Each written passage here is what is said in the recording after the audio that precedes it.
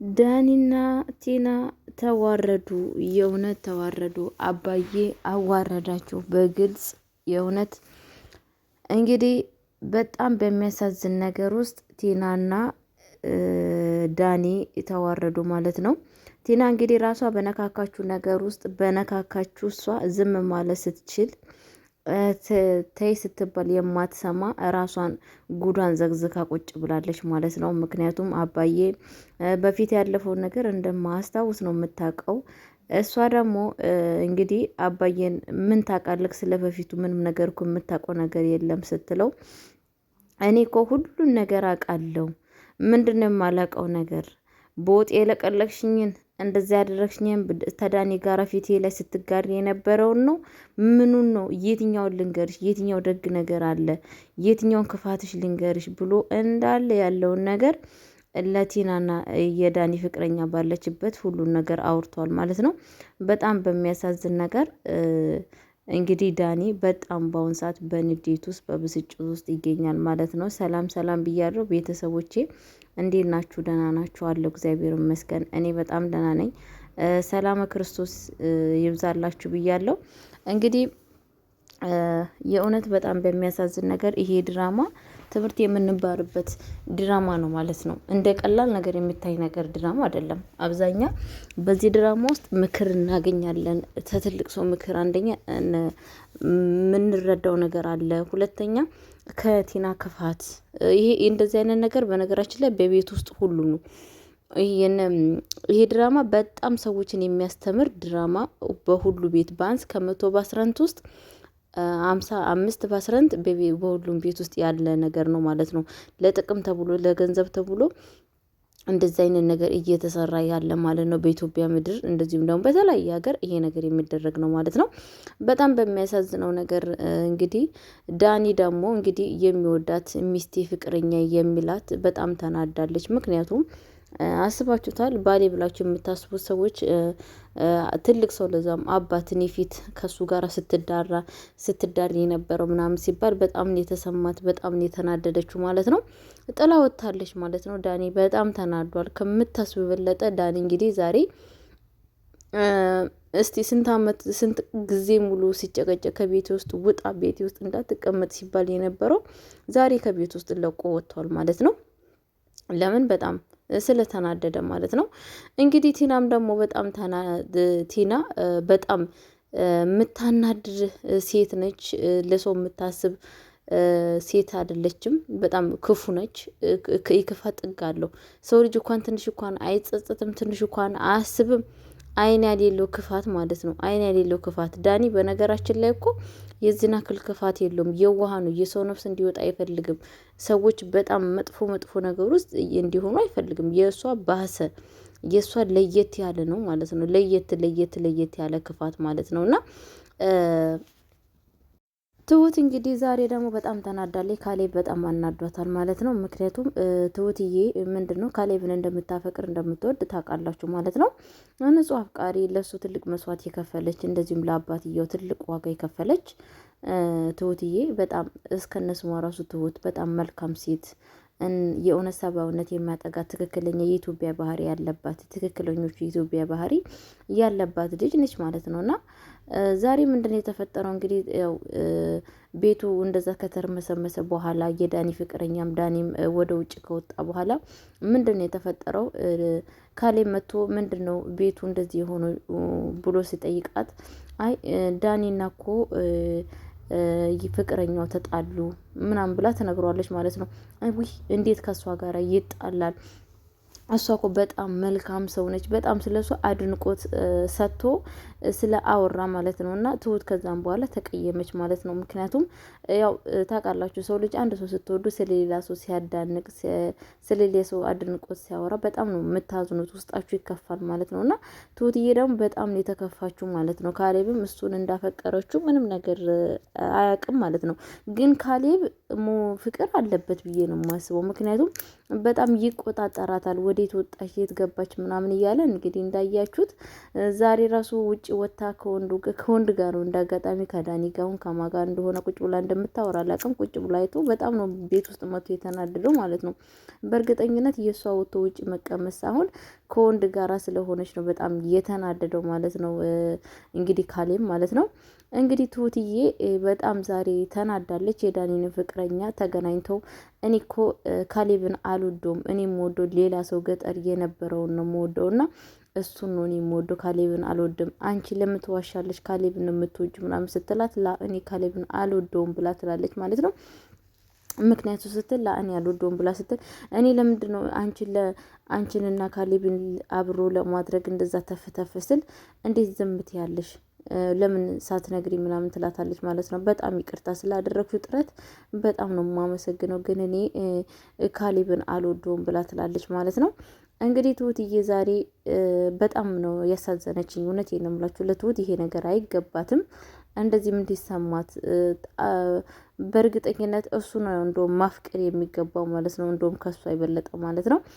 ከዛም ደግሞ ምንድነው ዳኒ ተፍቅረኛው ጋር ያው ተጣልቷል። በየመንገዱ እየሄደ ላግኝሽ ላወራሽ እያላት ኤዶምን ትገኛለች ማለት ነው። ኤዶም ደግሞ ለሱ እሱን ለማናገር ፈቃደኛ አይደለችም። እኔ ላንተ ብዬ ስንት ቤት ልቀይር ስንት ቦታ ቀየርኩ ብላ ትለዋለች ማለት ነው። አረ በፊት እኮ ታርቀሽኛል፣ ምን ሆነሽ ነው አሁን?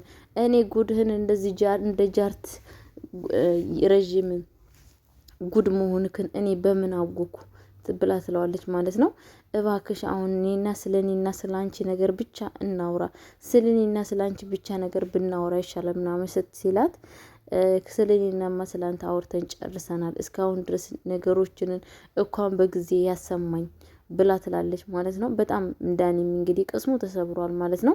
በእርግጥ ዳኒ አሁን ተጸጽቷል። ድሮም እኮ የመጸጸት ልብ አለው፣ አስተዋይ ነው።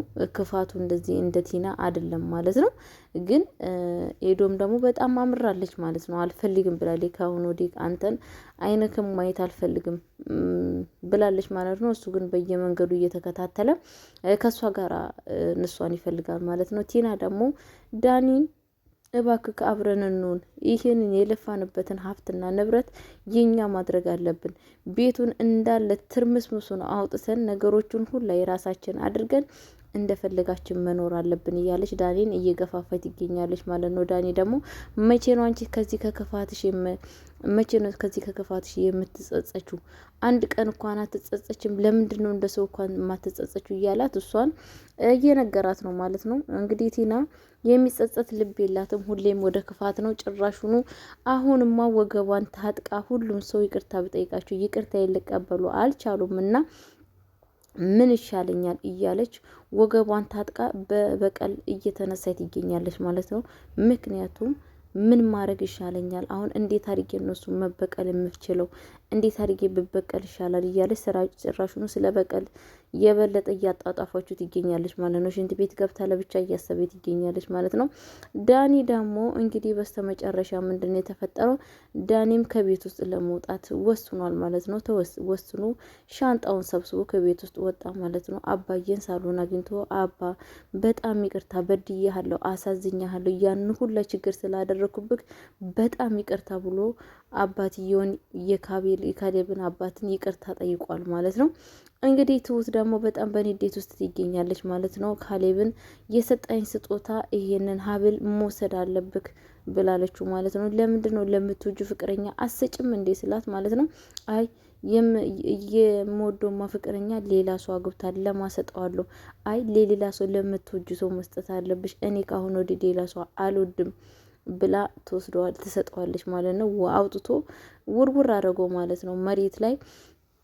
ከዛም በኋላ ደግሞ ምንድን ነው አባዬን እች ልጅ እኮ ውጪ ላይ አይቷት፣ ምክንያቱም ተናደደበት ከወንድ ጋር ሳያት ተናዶ ቤት ውስጥ መጥቶ እሷ ስትመጣ አይቶ ምንድን ነው ውጭ የምትሰሪው? እኛ እኮ ለስራ ነው እንጂ ያመጣንሽ እኮ ውጭ ውስጥ ወጥተሽ እንድታውደውልዴ አይደለም፣ አለበለዚያ የአንድ ወር እረፍት ጠይቀሽ ውጭ እንደፈለገሽ መሆን ትችያለሽ፣ ከኛ ቤት እየወጣሽ ውጭ ላይ እንደፈለገሽ መሆን አትችይም ብሎ ጭራሹንም አስቀየማት ማለት ነው ትሁትን። ከዛን ለአባትየው ለምንድን ነው ለዚች ልፊት የምሰጣት? ለምንድን ነው ስትወጣ ዝም የምትላት ብሎ ይለዋል ማለት ነው። አንተ ምን አገባ ከልጄ ላይ? ከዛሬ ጀምሮ እንደዚህ እንድትል አልፈልግም። አንተ እኮ በዛን ጊዜ እኮ ስለኔ ምንም ነገር በማታቅ ሰዓት ነፍሴን ያዳነችው እሷ ነች። አንተማ በፍቅር የተነሳ አይንክ ታውሮ ምንም ነገር በማታረግበት ሰዓት ካጠገቤ ሆና ሁሉን ነገር ስታረግልኝ የነበረችው ትሁት ነች። ከዛሬ ጀምሮ ስለ ትሁት እንድትናገር አልፈልግም ስለ ልጄ ብሎ አባትዮ ይናገረዋል ማለት ነው። ከዛም በኋላ ዝም ይላል። እንግዲህ ትሁት ተነስታ ደግሞ ወደ ውጭ ትወጣለች። ውጭ ወደ ነው የምትሄጂው? ወደ ሱቅ ልሄድ ነው ምናምን ትለዋለች ማለት ነው። ውጭማ ሄደች ምን እንደምታርግ ያውቃለሁ፣ አምጪ እኔ ገዝቼ እመጣለሁ ይላታል ማለት ነው። ካሌብ እኔ እናንተ መከባበር አለብን። እኔ ሰራተኛ አንተ አሰሪ ነህ አለክ። ከዚህ ውጭ በስተቀር እኔ ልትቆጣጠር አትችልም። በምንም ነገር ልትቆጣጠር ስለማትችል አርፈ ተቀመጥ ብላ ትለዋለች ማለት ነው። ከዛ እሱም ወደ ኋላ ይመለሳል ማለት ነው። እንግዲህ ዳኒ ከቤት ውስጥ ወጣ ማለት ነው። የመጨረሻ ዳኒ ከቤት ውስጥ ወጣ ማለት ነው። ተለምኖ ውጣ ሲባል የነበረው ሰውዬ አሁን ቆርጦ ከቤት ውስጥ ወጥቷል ማለት ነው። በነገራችን ላይ ሰው ልጅ ማንም ሰው ክፉ ነገር ሰርቶ መጨረሻ ላይ ሰው ሲጸጸት በጣም ደስ ይላል ማለት ነው። የንሳ እድሜ ያለው ማለት ነው። እንግዲህ ትሁት ደግሞ ትሁት ይህ ስቃይ ለሷ የሚገባት አልነበረችም ማለት ነው። ካሌብ ሊረዳት ይገባል።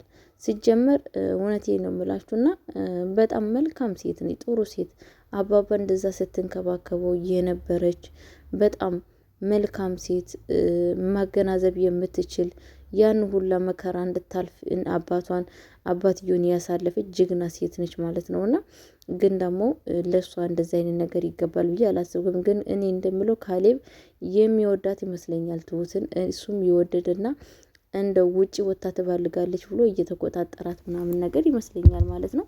በዚህ አጋጣሚ እንግዲህ እንደ ዳኒ አይነት ሰው በጣም ጥሩ ነው። የንሳ እድሜ አለው የተሰጠውን። ምክንያቱም ለጊዜው የመጥፎ ሀሳብ የመጥፎ መናፍስት መጫወቻም ቢሆንም በስተመጨረሻ የሚረታ የአሸናፊ ልብን ያለው ዳኒ፣ ምክንያቱም የሚጸጸት ልብ አለው ማለት ነው። ምክንያቱም በፊትም እንደዛው ከቲና ጋራ ሴራ ሲሸርፍም ቢሆንም ሰዎችን የመግደል እንደዚህ አባትየው ላይ ክፉ ነገር ስትሰራ አትስሪ እያለ ሲገስጻት ነበረ ማለት ነው። እንግዲህ ቲና ደግሞ በፍጹም የሰው ሰዎችን ለመግደል ጥማት ነው ያደረባት ማለት ነው። የሰው መንፈስ ሳይሆን የምን አይነት መንፈስ በውስጧ እንዳደረ ባይታወቅም ቲና ወደደም ጠላም ሰዎችን እና ቤተሰቦች እንግዲህ ቲና አሁን ወገቧን ቆርጣ የተነሳችው ቤተሰቡን ሁላ ልታመስና ልትበቀል ነው ማለት ነው። እና እንደው አሁን ደግሞ ከማጋራ እንግዲህ እንደተነሳች አይታወቅም ማለት ነው። እንግዲህ አባባ በጣም አስተዋይ ነው። በጣም የእውነት ሌላ ሰው ቢሆን ነፍሷን ነው የሚያወጣው። የሆነ ነገር ደግሞ ኃይለኛ እርምጃ ውስጥ ነበረ የሚገባባት ማለት ነው። ግን አባባ የዋህ ስለሆኑ መልካም ሰው ስለሆኑ በሷ ላይ ክፉ እርምጃ አልተራመዱም ማለት ነው። እንግዲህ እግዚአብሔር ማስተዋሉን እንደ ቲና የሆኑት ሰዎችን ማስተዋሉን እንዲሰጣቸው የዘወትር ጸሎታችን ነው ማለት ነው። እውነቴን ነው የምላችሁ። በክፋት ላይ ክፋት፣ በጭካኔ ላይ ጭካኔ በጣም የሚያስጠላ የእውነት በጣም የሚያስከፋ ማለት ነው። የት ለመድረስ እንደሆነ ብቻ ባይገባንም የቲና እንግዲህ መጨረሻዋ፣ በእርግጥ መጨረሻው እንደዚህ አይነት ሰዎች አያምሩም። መጨረሻቸው ውድቀት ወይ ደግሞ የሆነ ክፋት የሆነ ነገር ነው እንጂ መልካም ነገር ላይ የሚደርስ ነገር አይደለም። ብቻ ለማንኛውም ማስተዋሉን ፈጣሪ ይስጣት ነው የሚባለው። ሌላ ነገር የሚባለው ነገር የለም ቤተሰቦቼ። እንደዚህ አይነት ነገር በጣም ከባድ ነው። ከከባድም ከባድ መጥፎ እንትን የሚያስደርግ ነገር ነው ማለት ነው። ምክንያቱም እንደዚህ ክፋት በሰዎች ላይ የሚያደርጉ ሰዎች መጨረሻቸው አያምሩም። መጨረሻቸው ወይ እብደት ወይ ደግሞ የሆነ መጥፎ ነገር ላይ ወድቆ ነው ራሳቸውን የሚያገኙት ማለት ነው። ፈጣሪ ማስተዋላቸውን ይስጣቸው ነው የሚባለው። ሌላ ምን ይባላል እንግዲህ? የሚባለው ነገር የለም። እግዚአብሔር ማስተዋላቸውን ይስጥ ነው የሚባለው ማለት ነው። እንደዚህ አይነት ሰዎችም ማለት ነው። እና ቤተሰብዬ እና ዳኒ እንግዲህ እኔ የእውነት ከኤደን ጋራ እንዲታረቅ በጣም የዘውትር ምኞቴ ነው። መልካም ሰው ነው። ያው መጥፎ ሰው ሆኖ ነበር። አሁን በጊዜው መጥፎ ሰው ሆኖ ነበረ። መጥፎ ነገር አድርጓል። ዳንዬ ደግሞ አሁን ተጸጽቶ ተመልሷል ማለት ነው። ስለዛ ወደ ቀደመችው ወደሚወዳት እንደዛው እንደሚሰፈሰፍላት ወደ ፍቅረኛው እንዲመለስ የዘወትር ጸሎት ይኖላችኋለሁ ቤተሰቦቼ። ምክንያቱም ሰው ልጅ ኃጢአት ስንሰራ ለምን ሰራችሁ ሳይሆን ለምን ሳሳት ገቡ ለምን ሳትጸጸቱ ነው የምንባለው። እና ዳንዬ ደግሞ ይሄንን ነገር እያደረገ ስለሆነ እኔ እውነት መልካም ምኞት ያለኝ በዚህ አጋጣሚ እንግዲህ ቲና መጨረሻ ላይ ብቻዋን ቀርታለች። እሷ እንግዲህ የማትገባበት የማትቆፍር ጉድጓድ የለም። በቆፈረችበት ጉድጓድ ራሷ ትገባለች። እንግዲህ ቤተሰቦቼ ለማንኛውም በጣም እጅግ አድርጌ አመሰግናለሁ ሁላችሁንም። አብሬ የነበርኩት እኔ ሄርሞን እባላለሁ። ላይክ ሼር እያደረጋችሁኝ እንድታበረታቱኝ እጠይቃችኋለሁ። ለቤት አዲስ የሆናችሁ ሰብስክራይብ አድርጉኝ፣ ላይክ አድርጉ። ስለ ሁሉ ነገር ስለምታደርጉልኝ ትብብር እጅግ አድርጌ አመሰግናለሁ ሁላችሁንም። ቴንኪው ብያለሁ። ሰላማችሁ ብዝት ይበልልኝ። ሰላም ለሀገራችን፣ ሰላም ለኢትዮጵያ፣ ሰላምንና ፍቅርን ከሀገራችን ከኢትዮጵያ፣ ዘረኝነትን፣ ክፋትን፣ ስደትን ከሀገራችን ከኢትዮጵያ ያጥፋልን። ሰላማችሁ ብዝት